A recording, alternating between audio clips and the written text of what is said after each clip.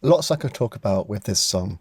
The whole kind of point of me doing videos like this is twofold, really. One, it's about kind of showcasing a song that I've got to work on. 95%, if not all my clients are really new artists or, undiscovered or whatever, unsigned, emerging. And so a lot of work goes into making these songs sound as amazing as we can, but often they don't get heard by that many people purely just by the nature of them being not that well known and maybe not having the clout of a signed artist. Maybe they haven't built their audience yet. And so in the case of Tom Harris, he's actually someone who doesn't do music full time, but has always been doing music his whole life, sort of alongside other things like voiceover work or acting or writing or drawing and things. And he decided to focus on music a bit more and bring in a producer. He lives in Buenos Aires, and we did some music, some fantastic music together remotely, and then he came to the UK and he was in Brighton and he brought a song with him called Take a Minute, which is just, first off, hearing it acoustically just like blew my mind. And it's a ballad, it's a 6/8 3/4 kind of feel. And yeah, I just knew that it was going to be great to work on. It's so good. I'm really proud of the production and the way it sounds. There's so many things I could talk about. So that's the first thing, like showcasing the artist and the song, and then also like showing off a bit about what I did and how I did it and how we did it together. Partly because when we're making content, producers and people like me, we are looking to connect with more people who might like what we do. I'm hoping that anyone who's doing their own recording and their own production can like grab little bits of knowledge, because I'm self-taught, and I say self-taught because I didn't go to uni or anything, but literally been passively studying this via listening to music for my whole life and geeking out on how other people make records and just like piecing it together. So if I'm doing that while I go along, then that's only a good thing. Or maybe they'll see me and they think, oh, he doesn't seem like too much of a douchebag, let's give him a shout. Anyway, so yeah, the song Take a Minute by Tom Harris. If you haven't heard it yet, it's on Spotify, obviously, it's on Tom's Bandcamp. Go and listen to it first, because I'm not going to be able to play it here. I'm going to be looking at the different elements of the song, but I'm not going to play it in full.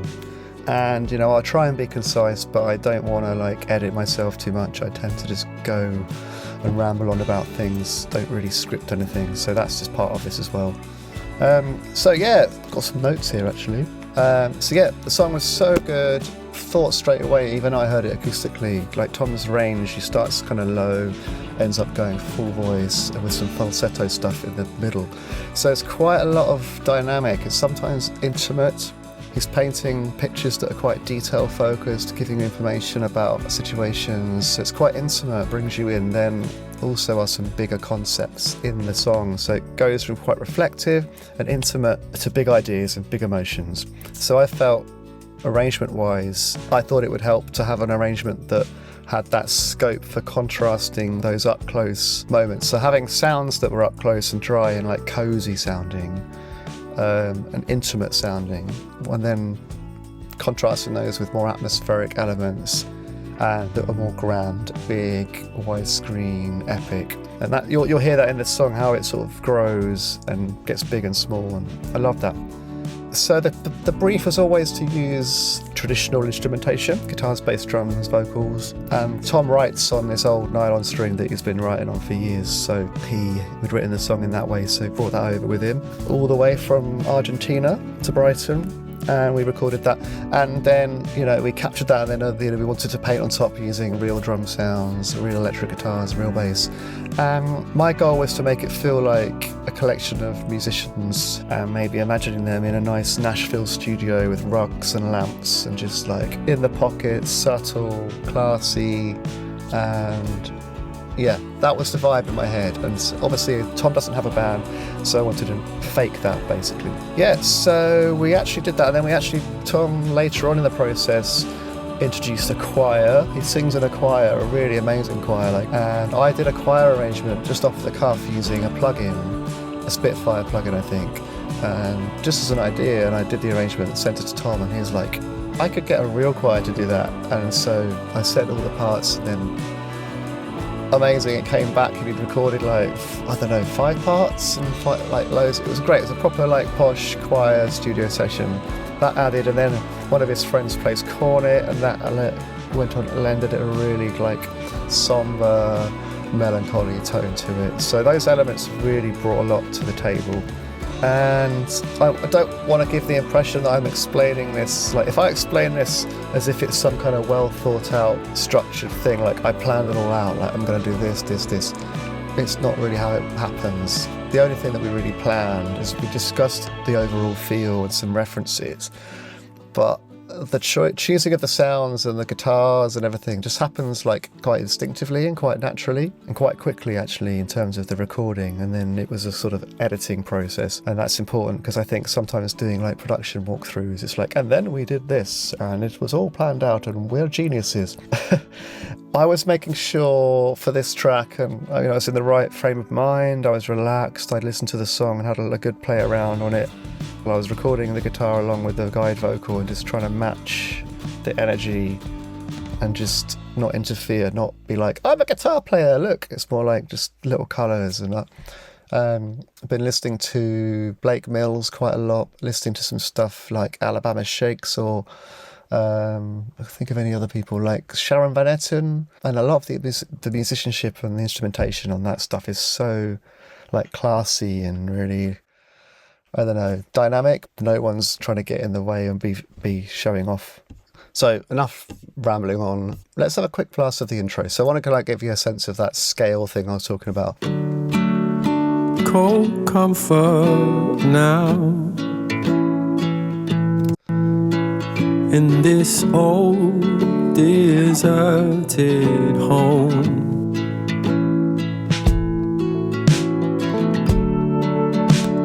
Yeah, so that acoustic guitar is Tom's nylon string. It's a lovely little guitar.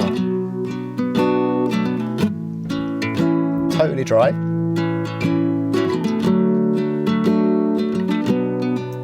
Home. These kind of lovely electric guitars start to come in, which is sort of this, like, I think I was sort of like trying to fake being a pedal steel, you know. One of my favourite pedals, here we go. Strymon, El Capistan, definitely getting involved on this. Change locks it, brings up. So it starts to build, and even the vocal reverb, the plate reverb starts to become present. Locks it. So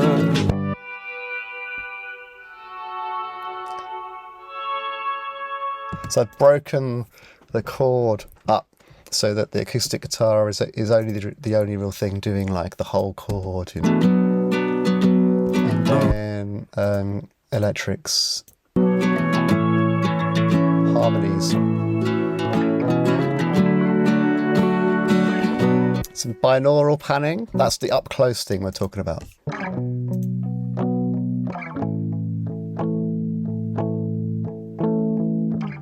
Played super quiet, you know, again, just imagining I played it, so I don't have to imagine, but in my head, it's just like really focused, just eyes closed, you know, in the zone. It's actually a little bit scruffy and almost exploratory. Before. And when you're listening to it, it's happening, you know, over on one side, like binaurally, just a bit behind you, so it gives that space and width. And then the other guitar, the high like delay guitar, this one, is binaurally the other side, so it's the balance thing. So as you're listening to it, it's just like vocals stay as your focus, but these additional guitars are like surrounding you and bringing you in. So yeah, I love that. I love how that came out. And I've seen that face before. Obviously we've got drums and bass now. Very dry drums. This was all done using various sample packs and things. And I've not even got a hi-hat on that bit, it's just like literally before.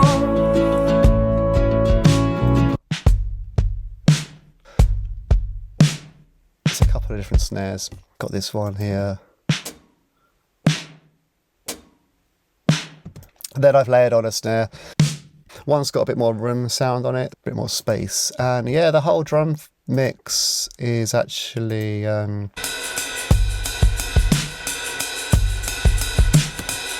So yeah, the style of mix and then recording I've gone is like that old school, like maybe 3 mic thing, or just like real dry, no big room sound or anything, just like very dry sounds.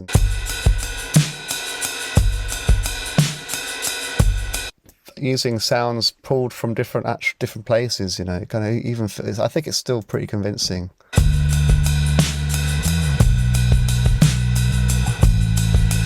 The ride cymbal coming in, giving it that energy. Give me your... This is sort of the build into the first chorus. Guitar has gone from that single acoustic nylon string to now we've got some strumming stuff left and right, like another layer of acoustic guitar.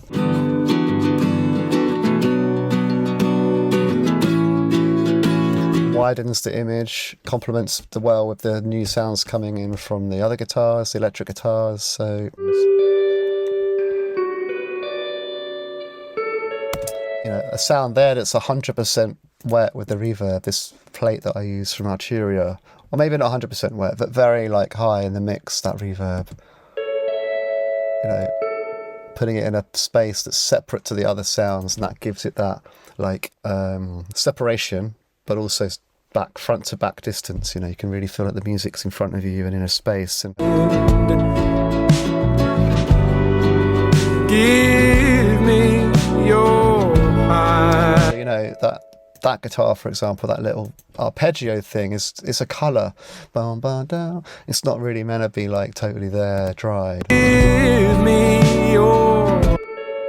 It felt hopeful, it felt nice and like happy, and at that point of the song he's inviting the person in the story to give them his hand, and you know, it just felt like, oh yeah, this bit of the song, you know, it has like this extra character development happening. So and that's a similar thing with some of the keyboards. Like I used these synth pad sounds, they come in here as well.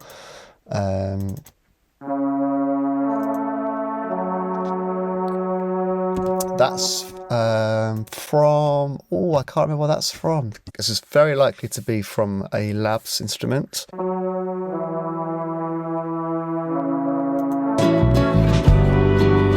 It's doing a counter melody, and then the cornet, which was what was recorded in Buenos Aires with Tom. It's his friend.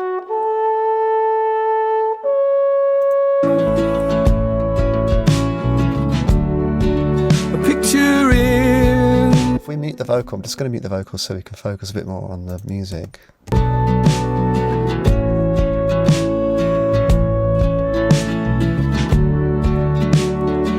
Yeah, loving all the different colours and different melodies. Electric guitars, just like real Daniel Lanois kind of style that I love. Dan Lanois, like seriously a genius. So I'm kind of copying his vibe.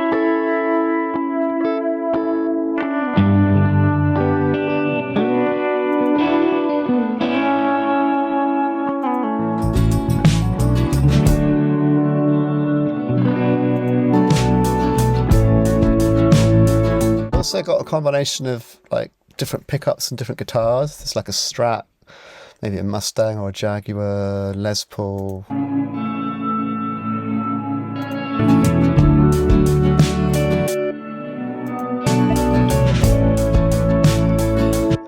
That's just, again, depth.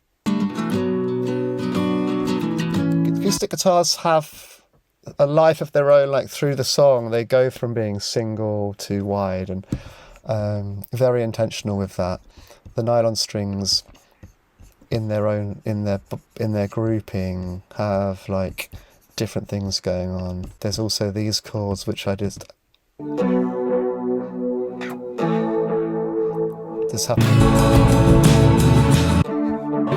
Take as long as you need. I mean, some of these things are very imperceptible, but they're cumulative, I guess, aren't they? Like, There's no so this little riff. long as you need. sounds horrific, but on purpose. Yeah, just making that all dirty and odd sounding. See, as this starts to build, I thought, what's something a little bit out of the ordinary? Imagine one of the guys in the band's just like whipped out an old synthesizer or something, something like a bit more 70s, experimental, late 70s kind of sound. So this is the OP1 doing a sequence. I'm going to turn the delay off and the panning off. This is the raw sound.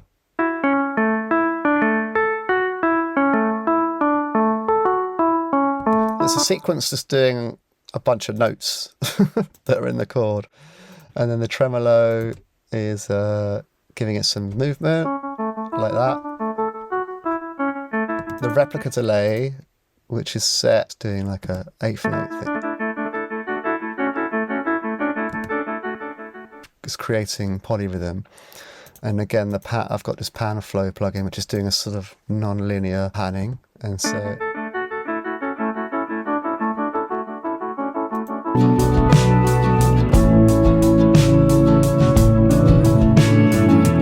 little mystery sound, which I like. But the thing is about that is it's doing a 16th note rhythm. And so far, everything else is just doing 1, 2, 3. So having something and making that sound something unusual is just giving it that polyrhythm. Also, the Wurly comes in here. Oh, it's so good. Just 3-note triad chords. Maybe it's the same player as doing that arpeggio, so they're doing an arpeggio with one hand, like that, you know, the Wurly, like here. Just those two sounds, just adding this new colour for the third verse, or the second verse.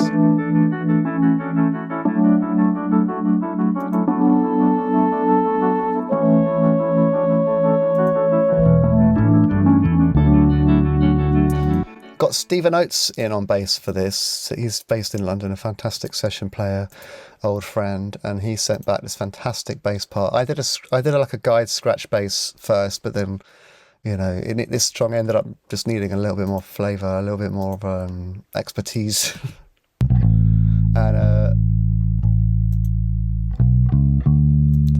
some lovely little runs, very classy.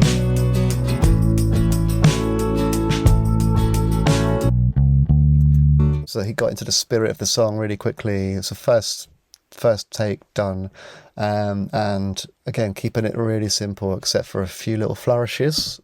Same with the drums. Drums are very, very sparing in their fills, but a couple of fills just in the right place. The second verse is where the extra colours come in, and so Stephen's like, extra bit of bass, bit of flavour. Little bits moving up and down the neck. Ba ba ba ba.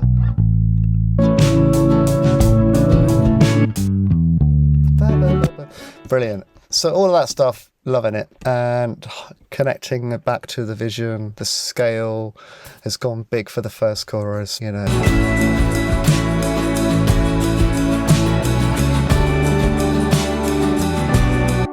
That's the atmospheric element, is that synth pad. That's sort of...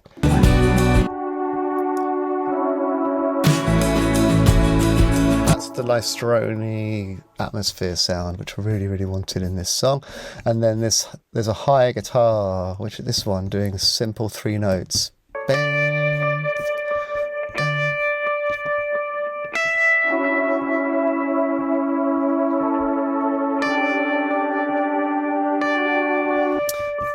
This is where we get the second chorus where the choir comes in. I've just called it real choir.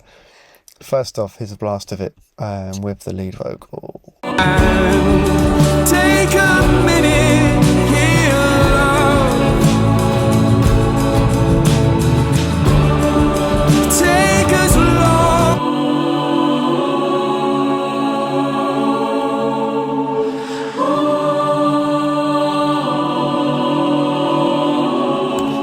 How nice is that? It's just in there creating all of this space and like warmth and loveliness. It's actually quite a lot going on. Look how many parts there are. And then within the arrangement, there's some quite interesting notes happening, like suspended notes, I think, maybe.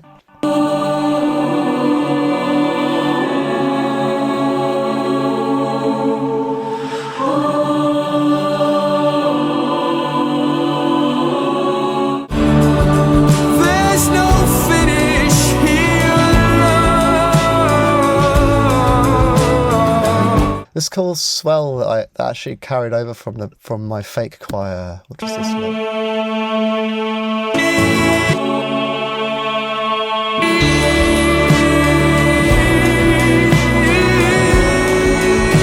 Yeah, so the choir, again, originally I made it using a plugin, and then it was kind of remade real by the amazing voices of Tom's choir. I think 4 or 5 people from the choir.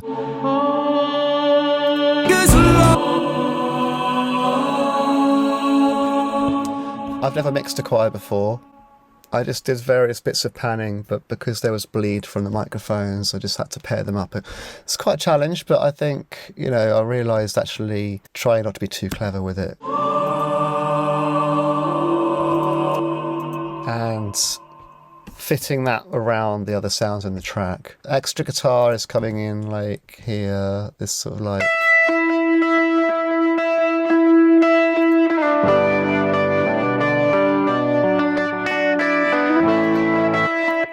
It's definitely a bunch of guitars.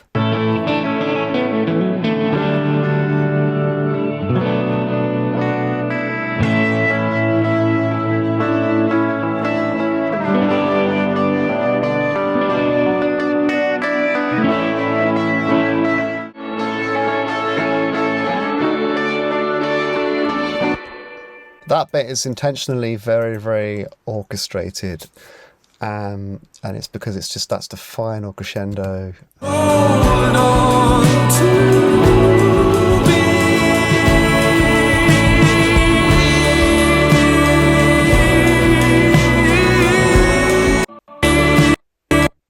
Oh, it's so annoying, it's crashing. Oh, that's because I'm using this audio plugin to route it for the video.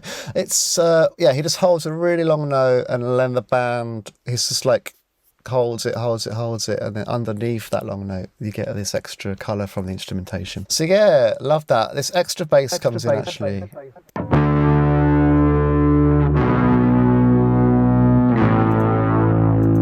That's underpinning the whole shebang.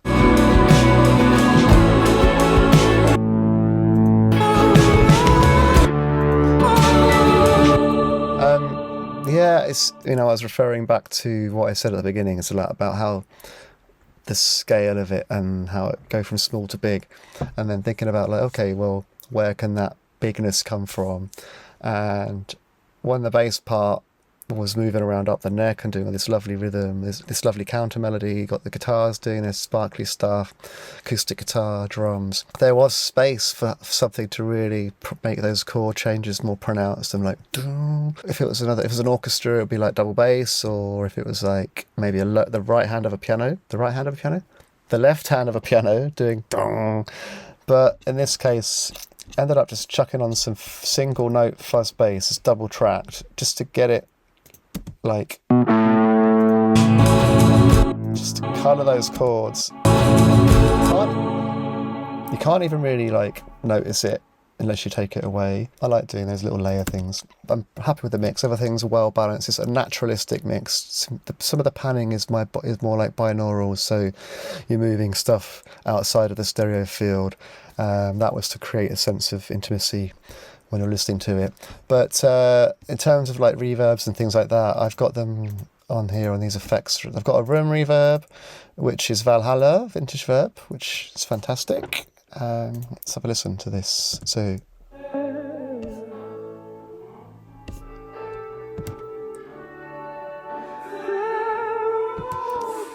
there's your room. That's actually all the effect sounds. This slapback delay doesn't really become a thing. It's completely off until later in the song here. That is using soft tubes, tape echoes, which I love. It's like very authentic tape echo based plugin. So it has like all the characteristics of a real, you know, see the tape spinning around there.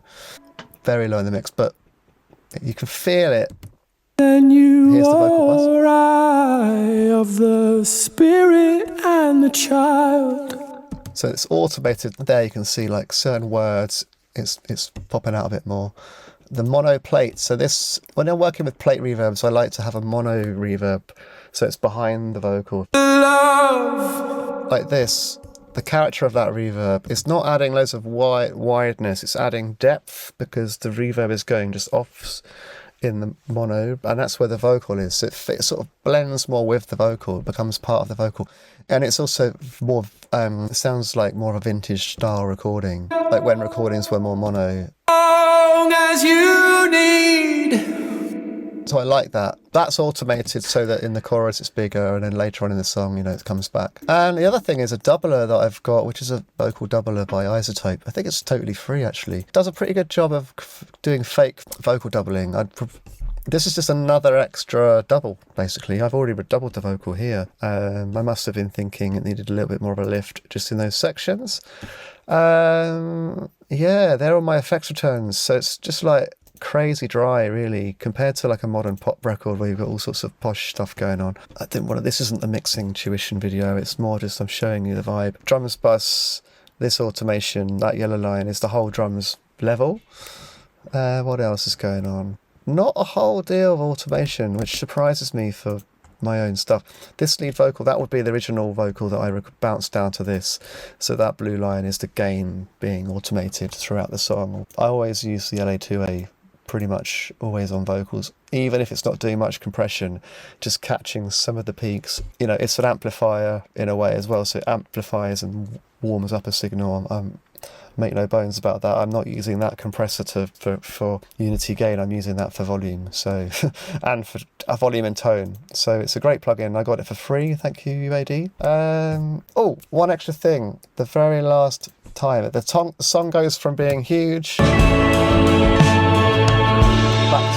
back to very small again. Take a minute, hear love. The vocal just like back to like super small, and then Tom had this great idea of recording his wife doing the backing vocals because she's who the song is about. She's not a professional singer, she doesn't really sing much, but she's got good pitch. And I made it feel like she was in the room. I used the room reverb and I panned it slightly so she's kind of like with Tom, like imagine like them next to each other. Take a minute, hear love. It's a really nice innocent sound, you know. Take as long as you need. Take as long as you need.